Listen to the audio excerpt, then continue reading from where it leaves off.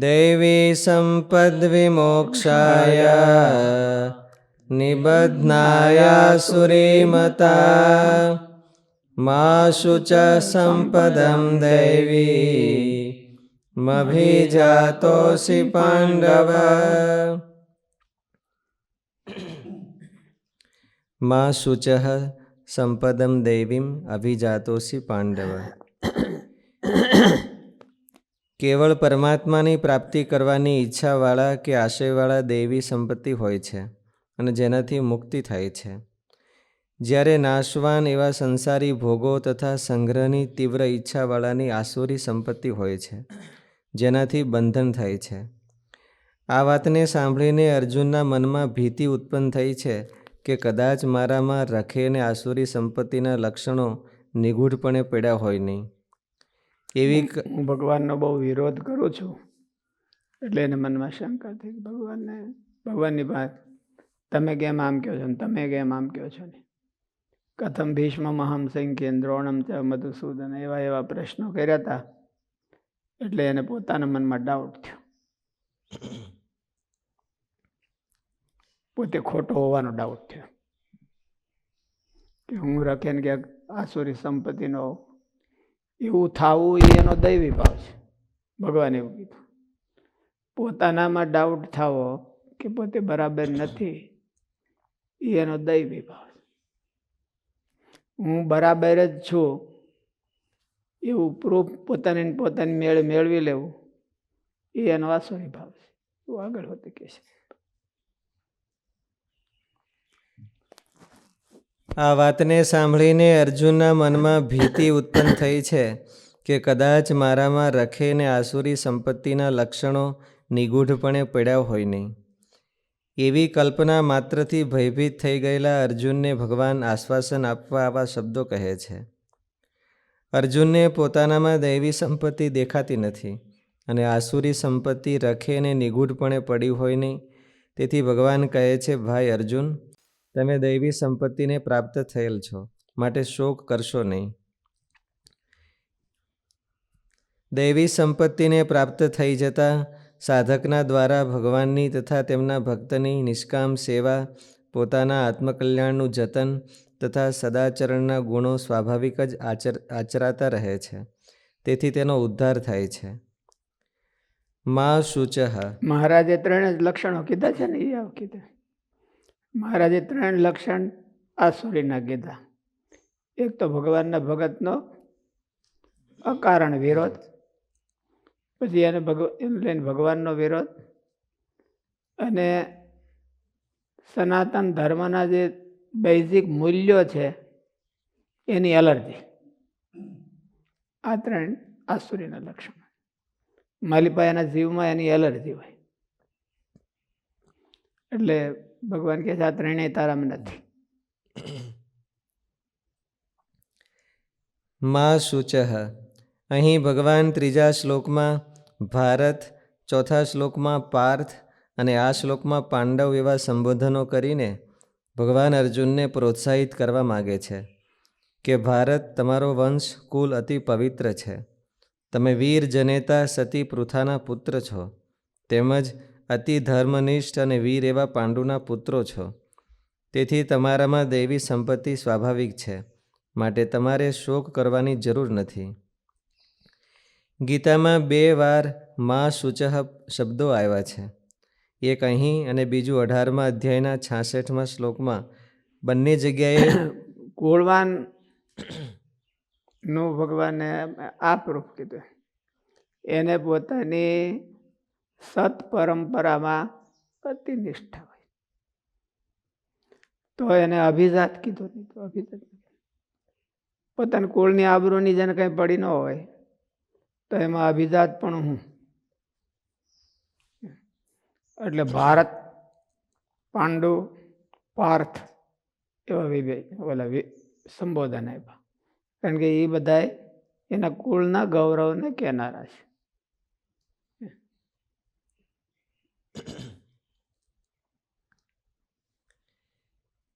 ગીતામાં 2 વાર મા શુચઃ શબ્દો આવ્યા છે. એક અહીં અને બીજું 18મા અધ્યાયના 66મા શ્લોકમાં. બંને જગ્યાએ પ્રયોગ કરીને ભગવાન અર્જુનને બતાવી રહ્યા છે કે હે અર્જુન, તારે સાધન અને સિદ્ધિ અર્થાત પ્રાપ્તિ આ બંને વિષયોમાં ચિંતા કે શોક ન કરવો જોઈએ. સાધનાના વિષયમાં અહીં આશ્વાસન આપ્યું કે તું દૈવી સંપત્તિને પ્રાપ્ત થયેલો છે, અને સિદ્ધિ કે પ્રાપ્તિના વિષયમાં 18મા અધ્યાયના 66મા શ્લોકમાં એ આશ્વાસન આપ્યું છે કે તને સઘળા પાપોથી હું મુક્ત કરી દઈશ, તું શોક ન કર. તાત્પર્ય એ છે કે દૈવી સંપત્તિવાળા સાધકને પોતાની સાધનામાં હંમેશા ઉણપ દેખાતી હોય છે. તેણે જાગૃતિપૂર્વક તેમને તો દૂર કરતી રહેવાની દૈવી ભાવ છે. પોતાના સાધનમાં એને કંઈક ખામી દેખાય સતત, અને એ નિમિત્તે જાગૃતિ રહે તો એ દૈવી ભાવ છે. મહારાજે ખુદ પોતે એવું કીધું, અમને વાસના ટળી ગઈ છે કે નહીં, એનો અણવિશ્વાસ રેસકાય. અને પોતાનો અણવિશ્વાસ, પોતાના મનનો અણવિશ્વાસ કરવો એ અમારો સિદ્ધાંત છે. રુચિ ન કુર્યાત કરી ચિત સખ્ય, મનનો વિશ્વાસ ક્યારે ન કરવો એ અમારો સિદ્ધાંત છે. તાત્પર્ય એ છે કે દૈવી સંપત્તિવાળા સાધકને પોતાની સાધનામાં હંમેશા ઉણપ દેખાતી હોય છે. તેણે જાગૃતિપૂર્વક તેમને તો દૂર કરતી રહેવાની છે, પરંતુ તે ઉણપોને કારણે સાધકના અંતઃકરણમાં નમ્રતાની, નિર્માની ભાવની સાથે એક નિરાશા જેવું પણ રહે છે કે મારામાં એવા સારા ગુણો ક્યાં છે કે મને આવા સાધ્યની પ્રાપ્તિ થાય. નિરાશા અને નિર્માલ્યપણું એ ન આવી જવું જોઈએ. પોતાને અધૂરો માનવો એનો અર્થ એવો નથી કે પોતાને નાકામ માનવો, હું કઈ કરી જ નાખું. અધૂરો માનવો એ ભગવાનના ભગતની શોભા છે અને એનો સદગુણ છે. અને નાકામ પોતાને માની દેવો એની નમાલાપણું છે. એ ભગતમાં ન શોભે એવું ભગવાનના. એને અમુકનું ભગવાનનું બળ જોઈએ કે આપણે ભગવાનનો આશરો છે તો મહારાજને સહાયને લઈને આપણે ગમે તે કરીએ. ભગવાનની કૃપા હોય તો આપણે ગમે તે કરીએ. એટલે પોતાને હાવ નાકામ માની લેવો એ એની શોભા નથી, કે એનો સદગુણ ન કહેવાય, એનો દુર્ગુણ કહેવાય. એને લઘુતા ગ્રંથિ કહેવાય. અને લઘુતા ગ્રંથિ છે એ એક જાતનો માનસિક ડિસીઝ હોય તો એને કાઢવો જોઈએ. આપણે ભગવાનના ભગતને કઈ કઈ જગ્યાએ પોતાને કૃતાર્થ માનવા અને કઈ કઈ જગ્યાએ પોતાના અધૂરા માનવા? ભગવાનની પ્રાપ્તિથી કૃતાર્થ માનવા. અને ભગવાને આ પ્લેટફોર્મમાં આપ્યું હોય આપણને ભગવાનની સેવાનું, મનુષ્ય દેહ સફળ કરવાનું, સત્સંગ પ્રાપ્તિ થયાનું, એમાં પોતાને કૃતાર્થ માનવું છે. મહારાજ મળ્યા અને જેને મહારાજ ન મળ્યા હોય એ બે હરખું સાધન કરે તો એ પ્રાપ્તિમાં કેટલો બધો ફેર પડી જાય. આપણા કરતા કોઈ વધારે વૈરાગ રાખતા હશે, ધર્મ પાળતા હશે, પણ હવે એને અક્ષરધામની પ્રાપ્તિ ક્યાંથી થાય? અને આ કાંઈ નહીં તો આપણને ઉત્સાહ તો ઘણાય ના હોય, પણ મહારાજે જેવું ગાઈડન્સ આપ્યું છે એવું ગાઈડન્સ કોને મળે? હાવ મફત મળ્યું છે. એને લઈને આપણને કૃતાર્થતા માનવી જોઈએ કે આ બહુ સારું છે. પોતે એનો લાભ બરાબર લઈ શકતો નથી હજી જેવો જોઈએ એવો, એની અધૂરાઈ માનવી છે.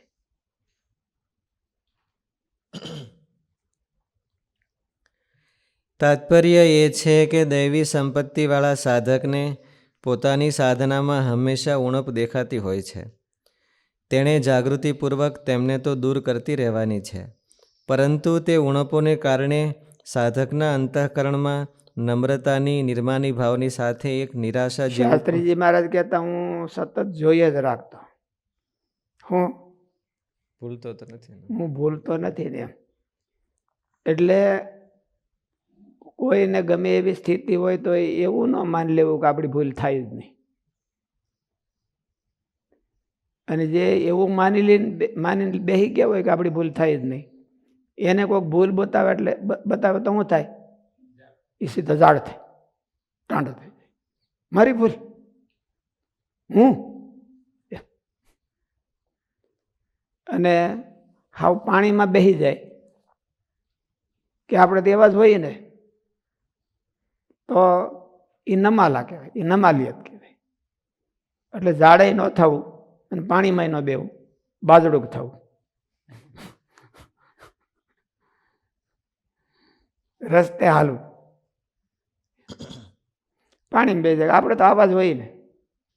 આ જો અને સૌભરી ઋષિ એવા હતા તો એવા થયા, સરિયાતી ઋષિ એવા હતા તો એવા થયા. આ બધા નારદ ને બધા હારા હતા તો આવા જ હતા ને. એટલે એમ કરીને પાણીમાં બેસી જાય તો એ તો ભગવાનનું કલંક કહેવાય. ભગવાનના પરંપરામાં આવ્યો અને એના વંશમાં આવ્યો તો ભગવાન હાવ એવા, એટલે એને કલંક લગાડે.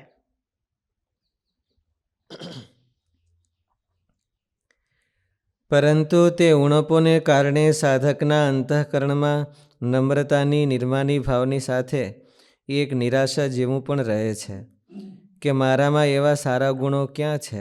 નમ્રતાનો એવો અર્થ ન કરી લેવો જોઈએ આપણે પોતાના માટે કે નિરાશ થઈ જાય કે હવે તો હું હારી ગયો બધી બાજી, મારામાં કઈ સારા ગુણ નથી, હું બાજી હારી ગયો, તો એ નિરાશા કહેવાય.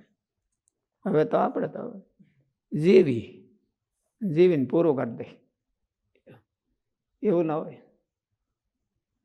અબ્રાહમ લિંકન એને 75 વર્ષે સિદ્ધિ મેળવી છે. જે બધા બહુ મોટા થઈ ગયા ને 70 વર્ષ પછી બધું સરખું પ્લેટફોર્મ આવે, ભોગવવાનું પછી જ આવે ને ઓલું સિદ્ધિ મેળવવાનું પછી જ આવે. ત્યાં સુધી તો આપણને કોઈ બધા ઠેબે ચડાવતા હેડ કરતા હોય, અમે ક્યાં આપણે બધું કામકાજ કરવું. પછી બધા પડતો બોલ ઝીલી લેતા હોય, એટલે એને સારું કરવું હોય તો એ પ્લેટફોર્મ સારું મળે. અને ઓલું હકાવવું હોય ડીંડવાણું તો એને એના જેવું પ્લેટફોર્મ બીજું કોઈ કયું હોય. ડીંડવાણા માટે બીજું એવું પ્લેટફોર્મ કયું હોય? કોઈક હાથ જોડવા જોઈએ, એ મોટા મોટું ડીંડવાણાનું પ્લેટફોર્મ કહેવાય.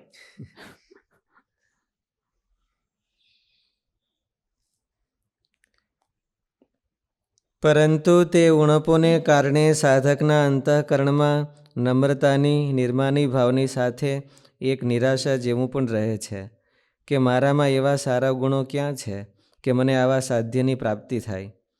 આ જે નિરાશા કે અવિશ્વાસ જેવું છે તે આશ્રયની ખામી ગણાય છે. આશ્રયમાં અવિશ્વાસ એ કલંક છે. તેથી ભગવાન અર્જુનને સાધક માત્ર આશ્રયમાં અવિશ્વાસ, ચિંતા, ભય એ બધા કલંક કહેવાય. આશ્રયનો જ આપણને પૂર્ણ કામ પણ હોવું જોઈએ ને, કે આવું આશરાનું કેન્દ્ર મળે કોને? આશરો તો બધાય કરતા હોય, દેવીઓનો કરતા હોય, બોલા ક્ષુદ્ર દેવોનો કરતા હોય, અને મહારાજનો આશ્રય કરીતો હોય. આવો આશ્રય એટલું ને એટલી કિંમત, અને આવું મળી જાય, કિંમત તો એટલી ને એટલી, અને મળી જાય આવી વસ્તુ, તો એનો મનમાં એને પૂર્ણ કામ પણ મનાવવું જોઈએ. અને એ ન મનાય તો એને આશરો, જેનો આશરો કર્યો છે એની ઓળખાણમાં ખામી છે, એનો આશ્રય કરવામાં ખામી છે. આશ્રયમાં અવિશ્વાસ એ કલંક છે. તેથી ભગવાન અર્જુનને સાધક માત્રનો પ્રતિનિધિ બનાવીને તેને એ આશ્વાસન આપે છે કે તારે યાવત બુદ્ધિ બલોદય સાધન કરવાનું છે, પણ બળ તો પૂર્ણ આશ્રયનું રાખવાનું છે, સાધનનું નહીં. પ્રાપ્તિ થાય છે તે આશ્રયનું ફળ છે, સાધનનું નહીં. અનુવૃત્તિમાં રહીને સાધનનું ફળ, માલિકનો વિશેષ રાજીપો થાય તે જ છે. પ્રાપ્તિ તો આશ્રયનું ફળ છે. પ્રાપ્તિ તો થઈ ગઈ છે, હવે તેનો રાજીપો લેવો એ સાધન છે અને સાધનનું ફળ છે. પ્રાપ્તિ તો જે થવાની હોય તે દિવસે કંઠી બાંધીને તમારે શરણે છું એવું સાધુએ કીધું, તેથી જ પ્રાપ્તિ તો થઈ ગઈ કહેવાય ભગવાનની. આશ્રય થયા પછી પણ શોક કે ચિંતા જો રહેતા હોય તો તેનો અર્થ એ થયો કે સાધકનું ધ્યાન પોતાના વ્યક્તિત્વ ઉપર જ કેન્દ્રિત એનું થયેલું ફોકસ છે. પોતા ઉપર છે. હું આવો છું, હું આવો છું, હું આવો છું, હું આવો છું, એનો નિર્ધાર કરી નથી આપતો અને થતોય નથી. હું શ્રેષ્ઠ છું તો કોઈક મોટો ભાળે તો એનાથી નાનો થઈ જાય. હું નાનો છું તો કોઈક નાનો ભાળે તો એને હું બહુ મોટો લાગુ. એટલે એ તો સાપેક્ષ ભાવ છે. હું મોટો છું કે હું નાનો છું, હું હારો છું કે હું મોડો છું, એ તો સાપેક્ષ. આપણે કોની હારે હરખામણી કરી છે એની ઉપર આધાર છે. આપણી જાતની હરખામણી કોની હારે કરી છે એની ઉપર આધાર. એનું ફોકસ ભગવાન ઉપર થવું જોઈએ એ નથી. એ ભગવાન કેવા છે એનું ફોકસ એના ઉપર નથી. એટલે અવિશ્વાસ, ભય અને ચિંતા એ બધું રહે.